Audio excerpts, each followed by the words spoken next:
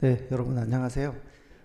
이 시간에는 여러분들과 함께 신경향 특강을 이제 준비하게 됐는데요. 이 신경향 특강이 저희 공단기에서 작년부터 이제 기획을 한 강의인데, 왜 이제 신경향 특강을 이걸 하게 된 거냐면, 최근에 기출문제의 비중이 7급은 뭐 행정학 같은 경우는 말할 것도 없고, 9급 같은 경우도 기출문제 출제 비율이 많이 떨어졌죠. 50% 이상 되질 않죠. 그러니까 실전에 가서 보면 굉장히 새로운 문제를 많이 보게 되고, 그러다 보면 체감 난이도가 되게 어렵게 느껴지는 거예요. 그래서 기출 비중이 줄고 신경향, 새롭게 선보이는 이런 문제 비중이 점점 늘고 있고, 지금도 제가 보면 새롭게 나올 수 있는 문제들이 엄청 있어요. 그래서 이제 그런 문제들을 조금 지금 다 저희가 짧은 시간에 풀어볼 수는 없지만, 아마 이 신경향의 문제를 다수 여러분들이 동형 문풀 때 9급 같은 경우는 3월달, 국가직 대비해서, 그 다음에 지방직 대비 같은 경우는 한 5월달, 4월달, 다수 이제 제가 하는 동형 문풀 수업 때 보시게 될 텐데, 우선 그러기 전에 이런 식의 문제가 최근에 나오고 있으니까 조금 미리미리 좀 준비를 하자, 그런 차원에서 이제 강의가 기획이 된 거예요. 그러니까 아무래도 신경향 문제다 보니까 흔히 여러분들이 수업 때, 특히 기출문제 수업이나 인문대 같은 데서는 좀 접하기 어려웠던 내용들이 꽤 나옵니다. 심화 때는 조금 얘기를 드린 부분도 있고, 좀 느낄 때는 좀 어렵게 느껴지는 그건 여러분들이 아예 감안을 하셔야 되고요. 그래서 이제 내년 2월 달에 서울시 일행직이 대거 195명 채용이 있잖아요. 그래서 서울시 행정학 같은 경우에는 이 강의를 좀 들으시는 게 정말 큰 도움이 될 것 같아요. 예, 그래서 특히 이제 2019년도 2월 달에 지금 추가 채용하는 서울시 7급 같은 경우에는 이런 문제들이 엄청 도움이 될 거예요. 그래서 7급, 요번 서울 7급에 대비하는 수험생들한테는 꼭 추천해 드리고 싶어요.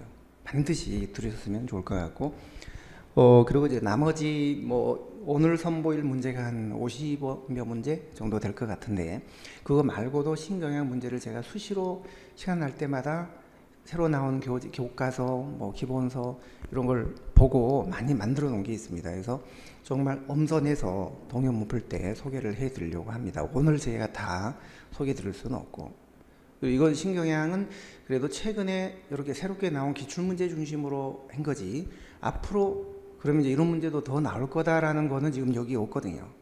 일부 있지만 많지는 않거든요. 그래서 그런 거는 동형 문풀 때 여러분들이 접하시면 될 것 같아요. 자, 그러면 문제를 좀 보겠습니다. 우선 자료를 여러분들이 아직 다운을 안 받으신 분들은 이 자료부터 다운을 받으시고 강의를 들으시는 게 좋을 것 같아요. 자, 1번 문제는 사이버네틱에 관한 문제인데요. 의사결정 모형 중에 사이버네틱스 모형. 흔히 우리가 이제 분석적 패러다임, 그다음에 사이버네틱적 패러다임, 분석적 패러다임 하면 이게 합리 모형이에요. 사이버네틱 모형은 회사 모형 같은 겁니다. 그러니까 집단 차원의 의사결정을 할 때는 개인 차원의 이런 합리 모형이 그대로 적용되기가 힘들다. 그래서 이거를 이제 집단 차원에 적용할 때는 회사 모형 같은 게 이제 필요한데, 그 회사 모형을 좀 자동화시킨 모형, 그러니까 회사 모형을 토대로 하면서 기본으로 하면서 그걸 약간 프로그램화된 자동화시킨 모형이 사이버네틱 모형이라고 보시면 돼요. 따라서 합리 모형하고는 여러 가지로 이제 이게 특성이 좀 다르죠. 이거는 분석이나 계산에 의한 어떤 알고리즘에 의한 문제 해결을 한다면, 요거는 시행착오적인 학습을 통해서 문제 해결을 해 나가요. 인과적 학습이 아니라 도구적 학습, 완벽한 답이 아니라 그냥 그럴싸한 답. 그리고 특히 합리 모형은 모든 정보 대안 결과에 대해서 전부 다 분석을 하잖아요. 그래서 총체적 합리성을 추구합니다. 그러나 사이버네틱 모형은 포기하죠. 그걸 어느 정도 좀 제한된, 그러니까 한정된 정보 대안 결과에 대해서만 순차적으로 검토하면서 시행착오적인 문제 해결을 해 나간다는 거죠. 자, 그렇다면 1번 문제, 실내 자동 온도 조절 장치 같은 거가 이제 대표적인 사이버네틱 모형이거든요. 그 실내 자동 온도 조절 장치는 어떤 실내 온도를 20도다, 18도다 이렇게 유지하도록 정해놓고 온도가 내리거나 오르거나 하면 그 자동적으로 조절하는 그런 장치입니다. 따라서 여기서 주요 변수라는 것은 실내 온도 같은 거죠. 이걸 일정한 바람직한 상태로 유지하기 위해서 그때그때 매 순간 적응을 해 나가는 의사결정 장치예요. 이게 3번이죠. 2번 어때요? 정보나 대안을 광범위하게 탐색하고 모든 결과를 예측한다. 이거는 완벽한 합리성이에요. 총체적 합리성, 총체적 최적화. 이거는 합리 모형의 특성이죠. 합리 모형. 4가 맞죠. 4. 한정된 변수, 대안, 정보, 결과만 관심을 갖는다. 답이 2번이 되겠습니다. 자, 사이버네틱 모형 옛날에 그 행정고시 때 많이 나왔었는데 7999는 안 나오다가 다시 이게 나오기 시작한 거기 때문에 이제는 관심을 좀 가지셔야 될 것 같아요. 더 나올 것 같아요. 일회성으로 나오고 끝나는 문제는 제가 여기 지금 넣지 않았습니다. 일회성이 아니고 더 나올 것 같은 문제들을 지금 소개하는 거거든요. 자, 살라몬의 정책수단. 직접적 수단으로만 묶인 것은. 자, 살라몬은 직접성이 높은 거, 중간인 거, 낮은 거 이렇게 해서 정책수단을 한 20가지를 구분했잖아요. 이런 식으로. 직접성이 낮은 거, 중간인 거, 높은 거. 근데 여러분들은 직접성이 이 높은 거에 좀 관심을 가지셔야 돼요. 6가지가 있는데요. 공적 보험. 이건 정부가 직접 운영하는 강제보험을 말합니다. 흔히 우리가 4대 보험이라고 하잖아요. 국민연금, 뭐 산재보험, 고용보험, 건강보험. 이건 정부가 직접 운영을 하는 거예요. 그 다음에 정부가 직접 자금을 대비해 준다든지, 그 다음에 경제규제. 규제가 직접성이 대체로 높지만 살라몬은 사회적 규제는 지속성이 그렇게 높지는 않다고 봤죠. 그러니까 이건 뭐 시민단체나 사회적인 분위기 같은 걸 가지고도 할 수 있는 거지만 이 경제규제는 정부가 인가를 내주고 특허를 내주고 허가를 내주고 면허 내주고 하기 때문에 정부가 직접 할 수밖에 없는 거예요. 경제적 규제는 직접성이 매우 높은 겁니다. 직접성이 높다는 얘기는 정부가 직접 한다. 직접적 수단이라는 뜻이죠. 그다음에 공공정보, 정부가 갖고 있는 정보를 민간에게 공개하는 거. 공기업, 정부가 공기업을 설립해서 공기업을 통해서 뭘 하는 거. 그다음에 정부 소비는 정부가 예산을 들여서 직접 정부 조직을 만들어서 직접 시행하는 거예요. 그래서 정부 소비는 뭐 직접 시행이라고도 하고, 정부 소비라고도 하고, 직접 공급이라고도 하고, 뭐 공적 조직이라고도 하고, 이게 가장 전통적으로 광범위하게 널리 활용됐던 정책 수단이에요. 얘가. 자, 반면에 바우처, 뭐 지급보증, 보조금 이런 건 직접성이 낮은 겁니다. 이건 거의 이제 민영화된 수단이니까 정부가 직접 하는 게 아니겠죠. 자, 그렇다면 문제에서 답은 간단하죠. 직접적. 자, 기억 안 되고 니은 들어가야죠. 디귿 들어가야죠. 이거 안 되죠. 요거 들어가야죠. 그러니까 니은, 디귿, 미음. 3번이네요. 3번. 자, 자치법상 지방의회인데요. 지방의회. 자, 의회도 국회처럼 상임위원회, 특별위원회에 둘 수가 있습니다. 그리고 의회 의결로 사직을 허가할 수 있습니다. 폐의 중에는 의장이 사직 허가할 수 있고요. 그 다음에 3번. 의장도 의원 중에서 선출하는 거예요. 기본적으로 의장도 지방의회 의원의 신분을 갖고 있는 거기 때문에 당연히 표결권을 가지죠. 그러나 찬반이 같으면 이걸 흔히 가부동수라고 하는데요. 가부동수. 근데 가부동수일 때 영미계 국가들은 주로 의장이 캐스팅 보트를 결정권을 행사하는 그런 경우가 많이 있죠. 그런데 우리나라 같은 대륙계 국가는 그렇지 않아요. 우리나라 같은 경우는 국회도 그렇고 지방회도 그렇고 심지어 각종 정부위원회도 그렇고 가부동수, 찬반이 같으면 부결된 걸로 봅니다. 의장이 캐스팅 보트 결정권을 행사하지 못해요. 참고로 그 선거제도나 어떤 결정제도, 표결제도를 보면 영미계 국가는 캐스팅 보트를 인정을 해요. 가부동수일 때. 그런데 이제 대륙계 국가는 대부분 우리처럼 인정을 안 하는 게 일반적이에요. 참고로 그렇게 알고 있죠. 각종 정부위원회 뭐 국회에서도 이렇게 물으면 가부동수일 때는 부결이다. 그래서 3번 지문은 뒷부분은 맞는데 표결권 갖지 못한다 이 말이 틀린 말이죠. 4번 일사부재의 원칙에 따라 당연히 맞는 거죠. 자, 이 문제는 다소 일회성 문제로 보여질 수도 있는데 그냥 간단히 참고로 알고 계십시오. 자, 우리나라가 지금 직위분류제가 원칙은 아니잖아요. 현재 우리나라 공직분류는 계급제가 원칙이고 직위분류제가 부분적으로 가미된 절충형으로 지금 돼 있거든요. 그런데 일반직 공무원들은 지금 직위분류제가 그런 대로 돼 있어요. 일반직 그리고 기능 일반직. 그런데 일반직 중에서 유일하게 직류, 직렬, 직군 이런 구분이 안 돼 있는 공무원이 하나가 있습니다. 그런 직종이 하나 있는데 그게 바로 경력직 전문 경력관 제도예요. 일반직이긴 해요. 일반직이 대부분 직위분류제가 적용이 되는데 이 전문 경력관은 순환 전보가 곤란하고 한 곳에 장기 재직을 해야 되는 그런 사람들은 굳이 분류를 할 필요가 없는 거거든요.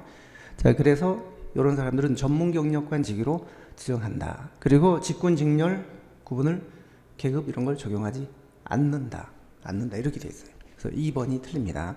자, 따라서 여기서 아실 거는 일반직 중에서 전문 경력관은 직위분류제가 적용이 안 되는 유일한 직종이다. 그거만 아시면 될 것 같아요. 너무 신경향 문제는 제가 이따가 이건 정말 자세히 알아야 될 것 같은 문제는 또 그렇게 설명을 드리겠지만 그렇지 않은 문제는 약간 일회성일 수 있어요. 저도 신이 아닌 이상 이게 뭐 또 나올지 안 나올지 100% 알지는 못하죠. 그래서 일회성으로 보여지는 거는 좀 간단히 더 나올 수 있는 것 같은 경우는 조금 자세히 설명을 드리도록 하겠습니다. 정보업무 평가제도 옳지 않은. 그러니까 이 문제가 이제 작년 같은 경우에 국가직 9급에 출제가 됐을 때 이거 뭐 왜 일일이 선생님 설명을 해주지 않으셨나요? 뭐 또 심지어 어떤 분들은 뭐 법령 문제다. 아니에요. 이거는 기본적인 내용을 이해를 하는 방향으로 공부를 했으면 바로 응용이 될 수 있는 그런 문제입니다. 자, 예를 들어 우리가 정보업무 평가죠. 김포시와 도로교통단은 평가된 포함. 정보업무 평가의 유형이 뭐가 있죠? 중지특공 있잖아요. 중지특공. 중앙행정기관, 자치단체 평가, 그 다음에 특정평가, 공공기관 평가.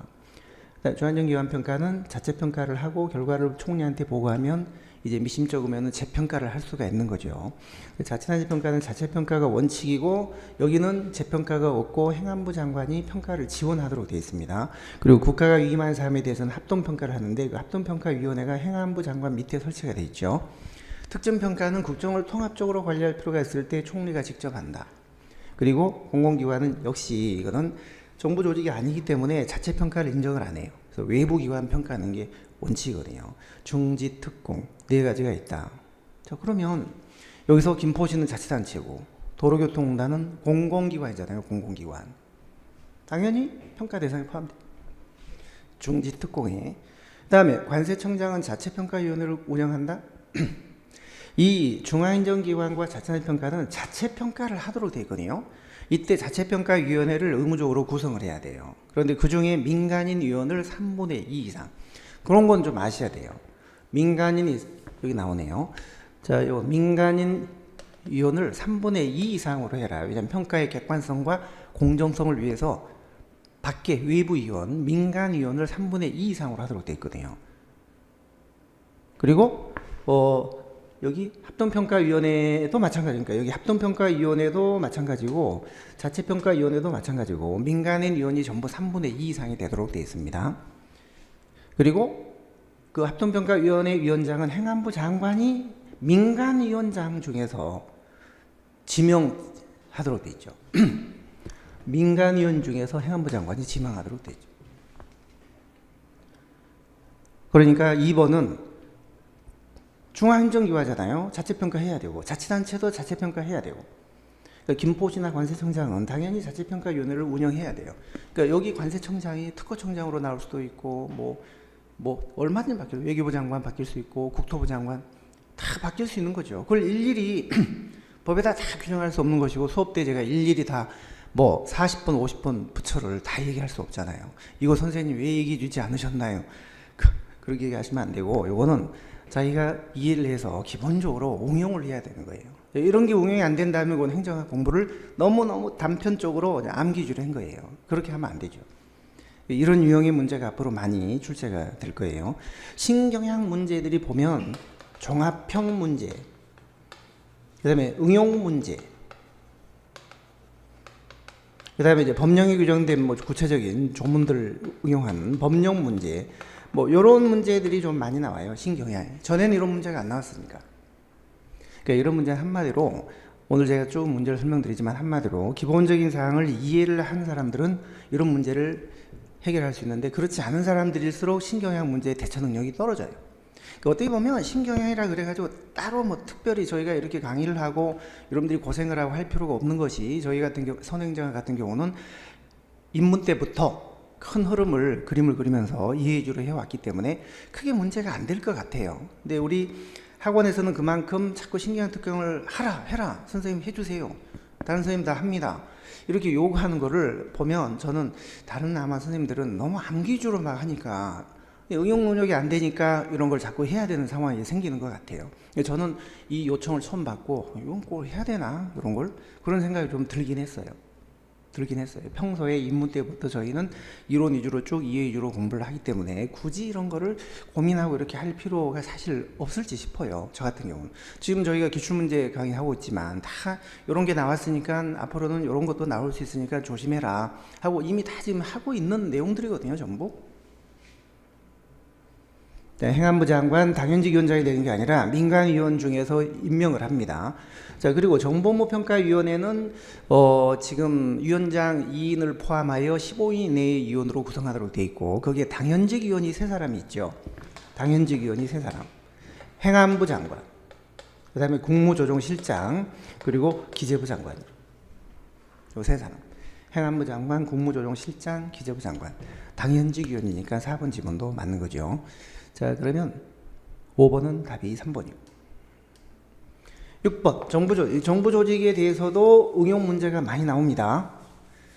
정부조직, 부처, 청에 대한 기본적인 어떤 그 개념을 이해를 하셔야 돼요. 자, 우리 정부조직법에 보면 주로 뭐가 규정이 되냐면 부, 처, 청 이렇게 규정이 되어 있죠. 이런 게 중앙행정 기관이거든요. 근데 감사원 같은 경우는 정부조직법에 없어요. 헌법상 기관이고, 금감원 이런 것도 무자본 특수법인이라고 해서 이거는 없어요, 정부조직법에. 부처청이 아니죠. 3번은요. 소청심사위원회는 행안부 소속으로, 행정안전부는 인사기관이 아닙니다. 옛날에는 한때 인사기능을 했지만 인사처가 분리되면서 지금은 인사혁신처가 중앙인사기관이고, 따라서 소청심사위원회 중앙공무원교육원은 인사혁신처 소속기관이에요. 그러니까 이게 틀렸어요. 행안부는 인사기관이 아니에요. 그리고 징계에 관한 사항을, 이것도 틀렸어요. 징계에 대해서 부당하다 하면 어떤 재심사를 청구하면 그걸 심사해주는 재심사 기관이지 징계를 직접 하는 게 아니에요. 징계는 징계권자가 징계위원회 의결을 거쳐서 직접 합니다. 행안부 소속, 이것도 틀렸고, 징계를 한다는 말도 틀렸죠. 그 다음에 4번은 맞겠습니다. 자, 우리가 책임운영기관이 중앙행정기관이 책임운영기관이 유일하게 하나가 있잖아요. 특허청. 요번에 요번에 7급 시험 합격한 우리 국가직 학생들 상담을 해보니까 특허청 그 지망 선호도가 굉장히 높더라고요. 한 200명 중에 상위 한 10등, 15등 정도는 거의 특허청을 생각하더라고요. 특허청이 좀 워라밸이 좋고 일하기가 편하고, 그리고 이제 옛날에는 특허청 출신들한테 5급 이상들은 전부 무조건 변리사 자격증을 줬는데 지금은 무조건 주는 건 아니고 1차 시험을 면해줘요. 그래도 유리하잖아요. 그리고 또 특허청 출신이 변리사를 하면 정관예우 때문에 좀 손님도 많고, 그래서 최근 한 3년간 가장 전문 고소득층 중에 수입이 많은 사람이 변리사였어요. 그것 때문에 우리 7급 출신들이 얼마나 영약한지 그걸 어떻게 알고 특허청을 많이 지망을 하더라고요. 여러분들도 합격을 하셔가지고 특허청 많이들 가십시오. 자, 특허청 중앙책임운영기관이에요. 그 유일하게. 나머지는 전부 소속기관 형태의 책임운영기관이죠.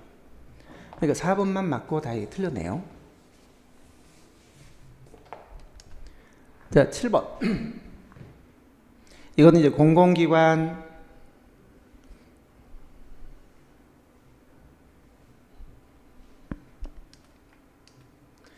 지금 이 7번 지문이 맞는지 모르겠어요. 좀 이상한 것 같... 공공서비스 공급주체 유형과 예시, 공공기관의 유형과 예시인데 공공서비스 공급 주체의 유형과 예시, 말이 전혀 안 되는 건 아닌데 공공기관의 유형과 예시 이렇게 생각하시고, 바르게 연결한 것은 방송공사, KBS, EBS는 사실상 정부가 100% 출자한 공공기관인 건 맞아요. 사실상. 그러나 법에서는 이걸 공공기관으로 지정을 하지 않았습니다. KBS, EBS. 왜냐하면 언론기관이기 때문에 이거를 여기에 집어넣어서 정부의 통제를 받으면 언론 탄압이다라는 인상을 주기 때문에 제외를 시켰죠. 그 다음에 마사에 말 타고 노는 겁니다. 시장형 돈벌이 많이 할 수가 없죠. 자, 우리가 공공기관의 유형을 보면 공기업, 준정부, 기타 이렇게 나누는데요. 정원 50명 이상이 되면은 공기업 또는 준정부기관으로 지정이 되고, 안 되면 기타 공공기관이 되죠. 그 다음에 자체 수입의 비중이 50% 이상이 넘어가면 공기업이 되고, 안 되면 준정부기관이 되고, 그 중에서도 자체 수입의 비중이 85%가 넘어가면 시장형이 되고, 안 되면 준시장형이 되고, 그 다음에 요거는 정부의 돈이나 기금, 돈, 자산, 시설, 돈 이런 것들을 위탁받아서 대신 관리해 주는 게 기금관리형이고, 요거는 특정 지역이나 시설이나 뭐 단체나 집단이나 이런 거를 보호하고 육성하는 그게 위탁집행이죠. 그래서 시장형은 85% 이상 정부가 자체 수입 비중이 돼야 되니까 돈벌이를 엄청 잘하는 기관이거든요. 그게 가스, 전력, 공항, 그 다음에 인천은 아니고 부산항만공사, 광물, 난방, 발전, 주로 에너지, 주식회사 강원랜드 포함해서 에너지하고 관련되는 거는 대부분 시장형이에요. 그게 안 되는 게 마사회, 석탄공사, LH, 도로공사, 수자원공사, 철도, 조폐공사, 인천항만공사. 부산은 수심이 깊고 물동량이 많지만 인천은 그렇지 못하니까 부산만큼은 돈벌이가 안 돼요. 이런 건 전부 기금이나 예금이나 이런 그런 걸 관리해주는, 정부로부터 위탁받아 관리해주는 그게 기금관리형. 이건 돈이 아니라 시설물, 지역, 시설물, 특정 집단 보호 육성. 자, 따라서 2번에 시장공기업은 마사회, 이건 준시장형입니다. 한국연구재단은 우리나라 연구기관, 또 기초과학을 연구하는 연구기관이 굉장히 열악하거든요. 그거 지원해주는, 그러니까 이거는 위탁집행형이죠. 소비자원, 소비자 단체를 보호해주는, 요게 맞습니다. 위탁집행형 준정부기관. 한국소비자원.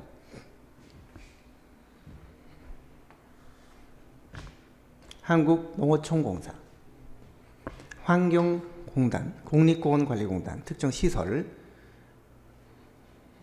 그 다음에 한국연구재단, 이런 게 위탁집행형 준정부기관이에요.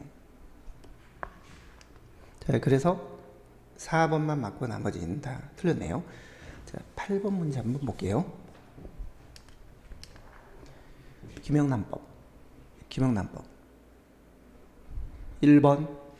김영란법의 주요 내용은 부정청탁하지 마라. 부정청탁. 그 다음에 금품 수수하지 마라. 그 다음에 그런 걸 받거나 발견했으면 신고해라. 신고 의무. 그리고 이제 여기 이번에 공직자 등이라고 되어 있는데, 이 공직자 등자가 들어간 이유는 공직자만 들어가는 게 아니라 언론 기관의 임직원, 그 다음에 학교법인 임직원, 그 다음에 공공기관 임직원 다 포함이 되기 때문에 공직자 등 이렇게 했습니다.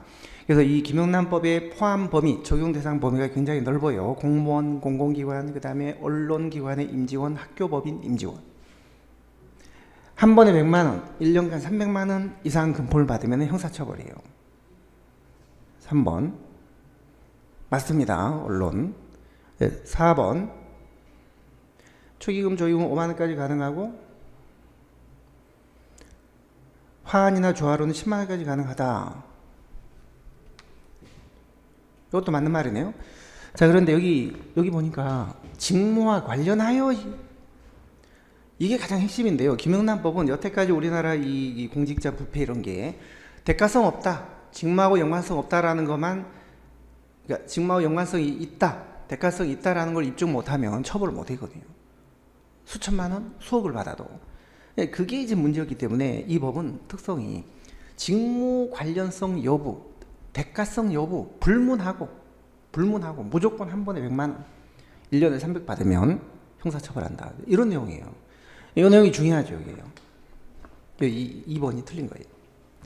2번이 틀리고, 처음에는 이게 음식물비, 그러니까 금품수수 허용 범위가 음식물비, 선물, 경조사비 이렇게 해서 음식물비는 3만 원, 그다음에 선물은 5만 원, 다만 농축수산물은 농민들, 어민들 좀 보호하기 위해서 10만 원으로, 그다음에 경조사비도 5만 원, 전에 10만 원이었다가 금년 1월 달에 5만 원으로 이게 떨어졌죠. 네, 화환이나 조화, 꽃으로 보낼 때 10만 원짜리까지 가능하다. 그런데 이 선물에 포함이 안 되는 게 이 선물, 금전, 현금하고 유가증권, 요거는 포함이 안 돼요. 그러니까 현금으로 주면서 이게 선물이다? 그건 5만 원 이하도 안 돼요. 유가증권도 추적이 어렵기 때문에 그것도 안 돼요. 금전이나 유가증권은 5만 원 이하라도 안 된다. 5만 원 이내 범위 내에서 허용되는 선물의 범위에 현금이나 유가증권은 포함이 안 된다. 그거 좀 아시고요. 자, 그 다음에 9번 보시면 라스웰의 정책 지향, 가장 옳지 않는 거. 라스웰. 자, 라스웰은 이 사람은 1951년에 팔러시 오리엔테이션이라는 이 논문에서 행정은 이제 정책을 지향해야 된다, 이걸 처음 주장한 사람, 정책과학의 창시자. 근데 이 사람은 인본주의 정책학을 부르짖었다 이런 얘기를 하잖아요. 인본주의. 인류의 모든 정책은 인류의 평화나 행복을 위해서 기여를 해야지. 즉 인간의 존엄과 평화를 위해서 기여를 해야지 이거를 파괴하는 그런 정책은 안 된다는 거예요.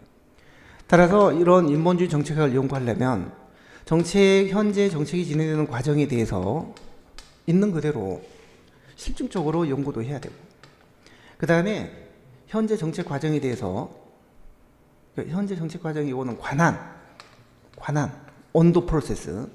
네, 좀 더 보다 나은 정책을 결정하기 위하여 필요한 정책, 포도 프로세스 어떤 것인지 이걸 또 함께 연구해야 돼요. 그러니까 이런 거는 있는 그대로 실증적으로 연구를 해야 되고, 요거는 좀 규범적으로 필요한 지식을 얻어야 되기 때문에 규범적으로 연구를 해야 되고, 이 두 가지가 접목이 됐을 때 정책 결정이 합리화되고 결국 정책과학의 궁극 목적인 인간의 존엄을 구현할 수가 있다. 이제 이런 그 논리를 전개를 했거든요. 자, 그래서 헤로드 라스웰을 인본주의 정책학이다라고 하는 거예요. 사회 문제 해결을 해야 된다. 정책 과정에 관한, 이게 바로 원이거든요. 현재 이루어지고 있는 정책 과정을 있는 그대로 들여다보는, 이거는 실증이죠. 실증적이고 현실적인 지식. 이게 맞으려면은 정책 과정이 필요한이라고 해야 돼요. 필요한 그런 연구는 규범적 처방적으로 해야 되고요. 자, 그 다음에 3번 정책적 결정도 하나의 사회적 과정의, 이게 이제 맥락성이에요. 맥락. 사회적인 상호작용이나 과정과 동떨어진 정책은 있을 수 없다. 그리고 정책이 어떤 사회적 과정의 그 일부로부터 파생된 건지 맥락을 따져야 된다. 이거는 연합학문적 연구. 여러 학문을 연합해야 된다. 이거는 문제지향성. 그 다음에 이거는 규범성. 필요한. 이게 문맥연규잖아요. 문맥연규. 문맥연규. 두로 라스웰이 주장한 정책과학의 특성은 문맥연규다. 그 대신 두로는 묵시적 지식을 주장했다. 이거 모르면 말짱 도로목이다. 도로묵이라고 했잖아요. 문맥연규는 라스웰이라는 학자가 주장한 정책과학의 특성입니다. 그래서 2번이 그걸 잘못 지금 설명을 하고 있는 거거든요. 자, 문재인 정부에서 이루어진 조직 개편, 항상 최근에 이루어졌던 그 조직 개편 내용은 알아놓으시는 게 좋습니다.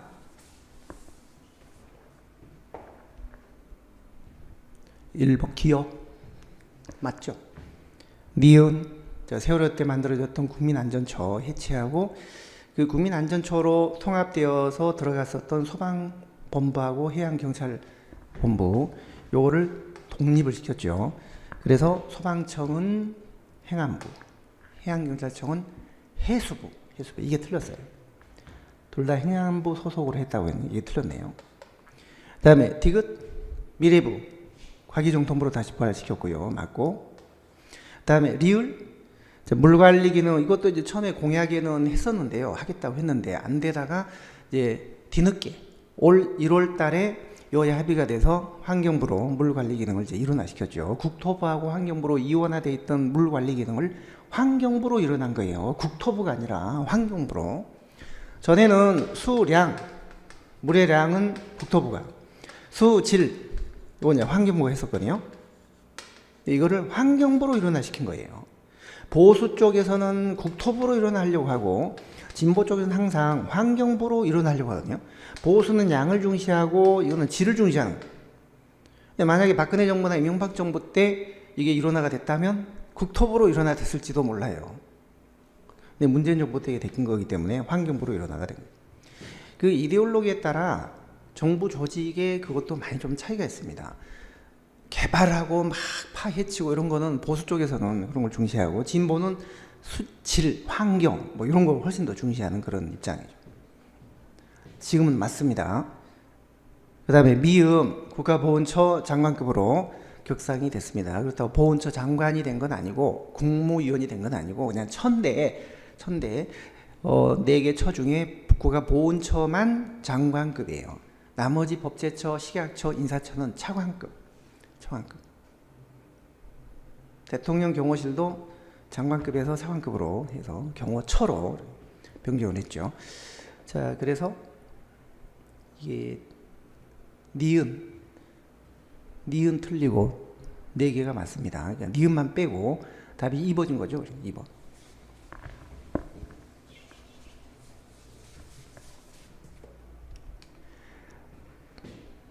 자, 방금 설명드린 것이고요. 그 다음에 11번 정책 의제 설정 과정.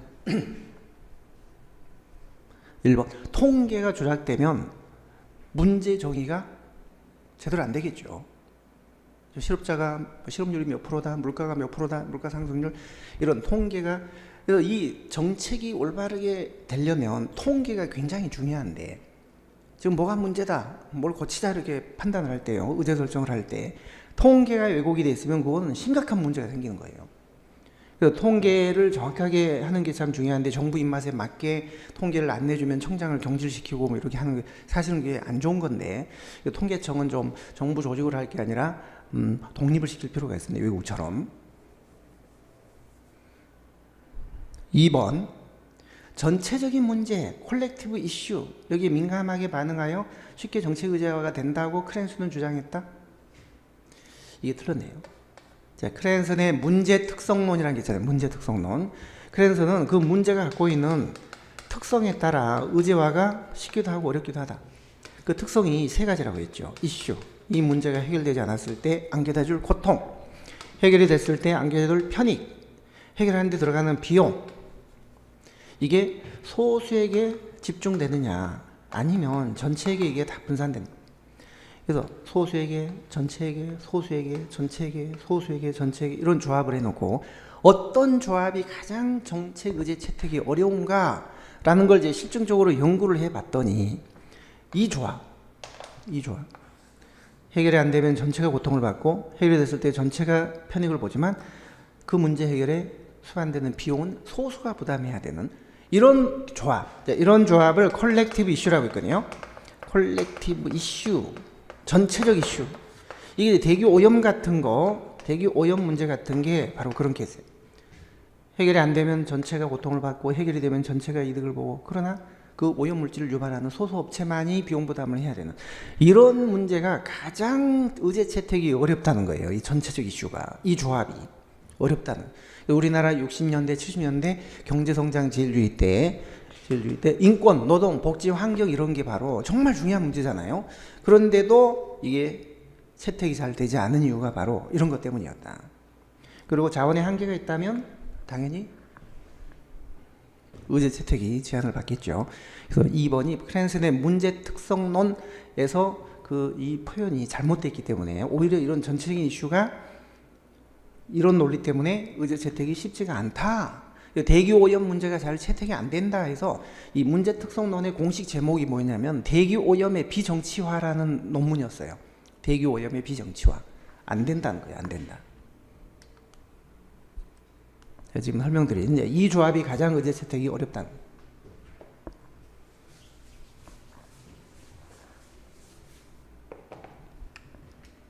자, 12번.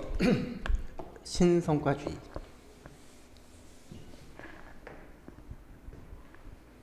투입 중심이 아니라 산출 또는 성과를 중심으로 한다. 자, 우리가 어떤 투입을 들여서 산출이 나오고 산출이 최종의 어떤 목표를 이제 달성하는 최종 성과를 내잖아요. 근데 50년대 옛날의 성과주의는 이쪽에 초점을 맞췄죠. 능률이요, 능률. 그러나 신성과주의는 이쪽에 초점을 맞췄죠. 효과죠, 효과. 산출이 목표를 얼마나 달성했냐. 상대적으로 50년대 성과주의는 이쪽에, 90년대 신성과주의는 이쪽에. 그러나 이 신성과주의는 이런 것까지 전부 다 포함을 시켜서 성과를 봐야 된다고 했거든요. 그러니까 1번은 맞고, 2번 프로그램 구조나 회계제도에 미치는 영향, 어떤 개혁의 범위가 회계제도도 바꿔야 되고 예산의 형식도 프로그램 중심으로 바꿔야 되고 해서 훨씬 더 광범위하고 포괄적이었다. 성과관리를 예산하고 연계시켰다. 단순히 예산으로 그치는 게 아니라 국정 전반의 성과관리하고 이게 연계시켰어요.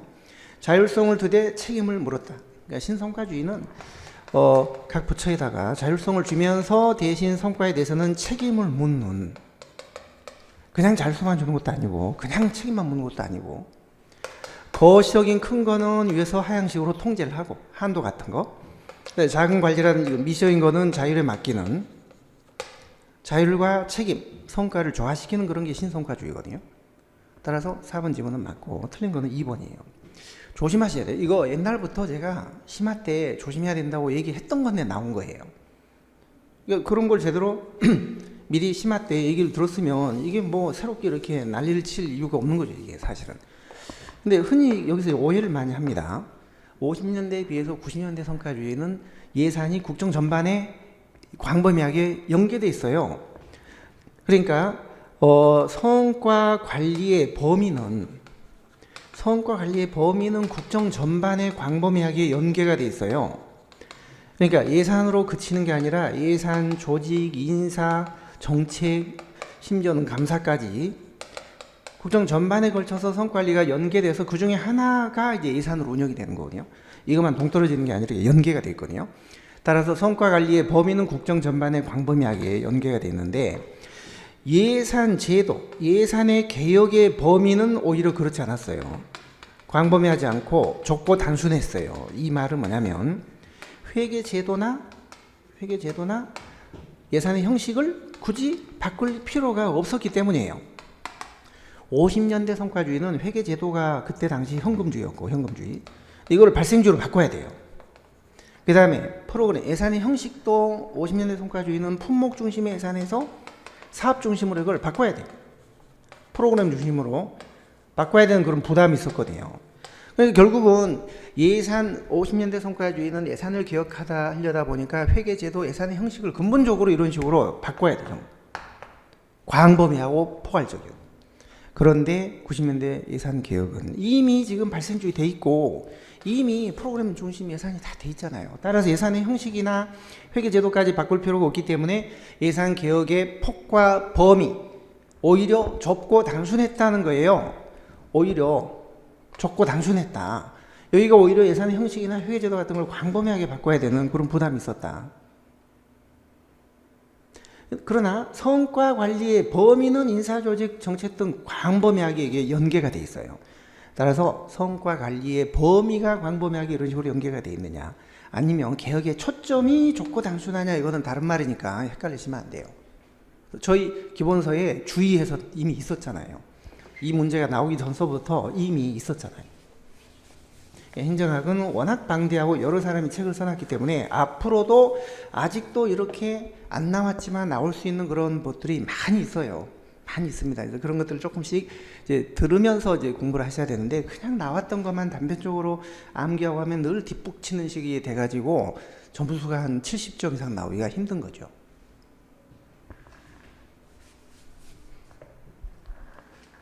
자, 13번 정책의 유형. 가장 옳은 것은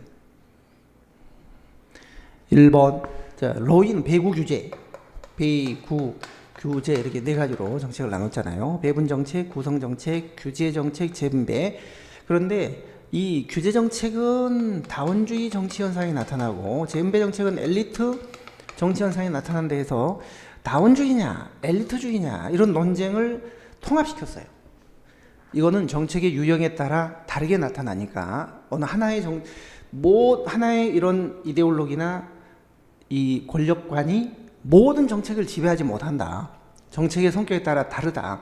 그래서 다원주의, 엘리트주의를 통합을 하려는 그런 시도였다라고 볼 수가 있습니다. 그래서 1번 맞는 말이에요.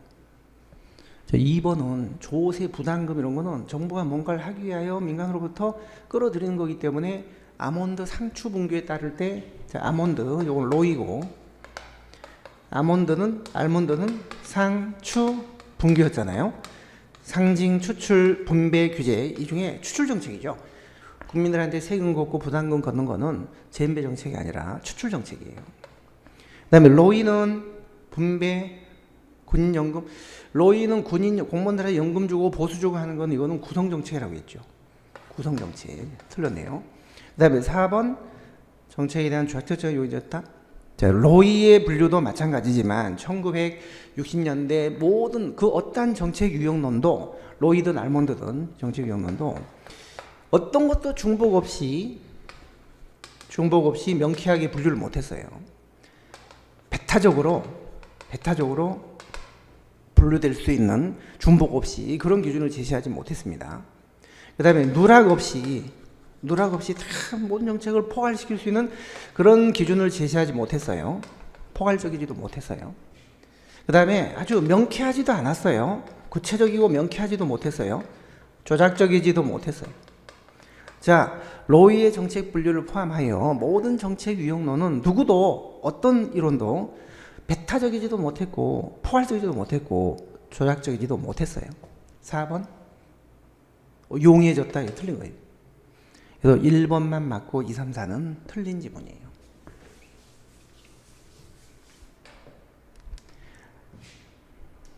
자, 14번 행정의 책임성. 결과에 대한 책임과 과정. 옛날에 전통적인 책임은 주로 결과 중심으로 처벌 위주로 상대주의에서 했는데, 요즘은 동기나 의도, 과정을 중시하는 그런 책임도 필요하다. 균형 있는 고려가 필요하다. 맞는 말이죠. 그 다음에 2번 NPM이 강조하는 시장에 대한 책임. 요건 이제 고객이 만족했냐, 성과를 달성했냐, 성과에 대한 책임, 고객에 대한 책임, 이게 시장적 책임이에요. NPM 때 두 가지 책임이 강조가 됐죠. 시장적 책임하고 법적 책임이 다시 강조됐죠. 근데 법적 책임은 그 전에 근대 입법국가나 행정학 처음 성립 그 이전에 법적 책임이 강조가 됐었죠. 그때는 의회가 만든 법에 따라 충실해야 된다, 그런 개념이었고, 여기 법적 책임은 계약에 기반한 책임이에요. 계약, 성과 계약 같은 그걸 달성했냐 못했냐, 못했으면 연봉 깎이고 책임져야 돼요. 이런 계약에 기반한 책임을 법적 책임이라고 이해했고, 시장적 책임은 고객이나 성과에 대한 책임이에요. NPM 때는 이런 책임을 강조했거든요.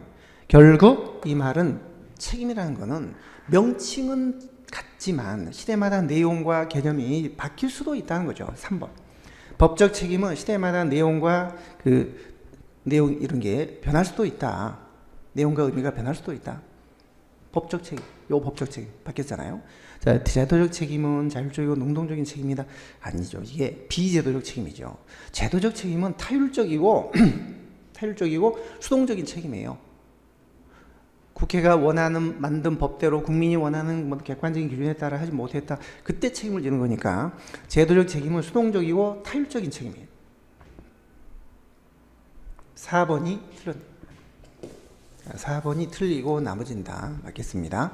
자, 책임의 유형, 법적 책임, 입법부가 만든 법. 그 다음에 신행정학 때 이런 책임, NPM 때 요 두 책임, 법적 책임의 의미가 달라졌죠. 네, 거버넌스 때 정책 책임. 이 정책 책임도 신행정학대 책임하고 조금 달라요. 이거는 시민이 참여해야 된다. 요 정책 책임은 시민과 소통, 상호학습을 해야 된다. 파트너십에 의해서 시민과의 좀 더 상호 소통이나 학습을 강조했던 그런 책임이 90년대 거버넌스에서 요구됐던 그런 책임이에요. 자, 15번. 자치단체 장의 이행명령, 가장 옳지 않은. 항상 우리가 이행명령 문제를 풀 때는 시정명령하고 좀 구분하셔야 되죠. 시정명령. 시정명령은 위법 부당한 어떤 행정처분에 대해서 이제 시정해라. 언제까지? 기간을 정해서 서면으로 이제 명령하는 거고, 이행명령은 위임 사무를 명백히 게을리했을 때 언제까지 이행해라. 똑바로 해라. 명령을 내리고 거기에 이제 이행하지 않으면 그 자치단체 비용 부담으로 대신 집행을 하거나 행재정상 조치를 취하는 거죠. 자, 1번, 2번 국가 위임 사무 맞죠? 3번 이행명령이 이가 있으면은 우선 15일 이내죠. 이게 20일이 아니라 15일. 대법원은 맞아요. 그거는 이행명령이든 시정명령이든 마찬가지입니다. 그리고 이행명령, 시정명령에 대해서 소를 제기할 때 그 집행을 정지하게 하는 집행정지 결정 신청도 같이 할 수는 있어요. 그건 같이 할 수 있습니다. 그건 시정명령이든 이행명령이든 대법원에 소를 낼 때는 같이 할 수는 있어요. 3번이 틀렸습니다. 자, 그래서 시정명령은 자치단체의 고유사무, 위임사무 다 포함이고, 요거는 위임사무만. 이건 위법 부당하게 처리할 때. 다만 자치사무는 명백히 위법한 경우에만 하나입니다. 부당한 경우에는 시정명령 내릴 수가 없어요. 이거는 명백히 게을리했을 때. 기관적에서 문서를 한다는 건 똑같아요. 근데 그 명령을, 시정 또는 이행명령을 어겼을 때 조치가 달라요. 여기서는 직권으로 취소 정지를 시킵니다. 이거는 그 자치단체 비용 부담으로 대집행하고 행재정상 조치를 취할 수 있다. 그리고 여기에 이제 불복을 할 때는, 이런 명령이나 이런 거에 자치단체가 불복을 할 때는 15일 이내에 대법원에 소를 제기할 수 있다. 그거는 같아요. 자, 16번. 여기서부터는 조금 쉬었다가 하겠습니다.